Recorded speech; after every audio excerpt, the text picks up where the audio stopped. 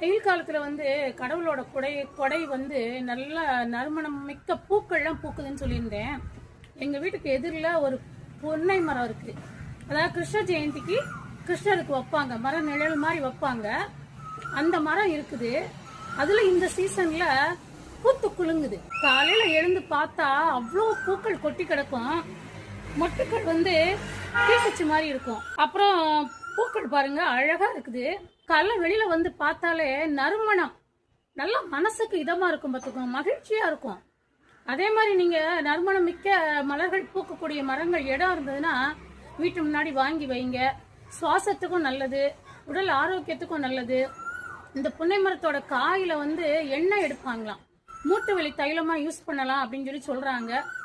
அது நான் பார்த்ததில்ல, ஆனா எங்கேயாவது கிடைச்சதுன்னா நான் சொல்றேன். ஆனா இந்த காயை வந்து எண்ணெயா மாத்தி மூட்டு வலிக்கு பயன்படுத்துறாங்கன்னு சொல்லியிருக்காங்க. நீங்களும் அனுபவிங்க.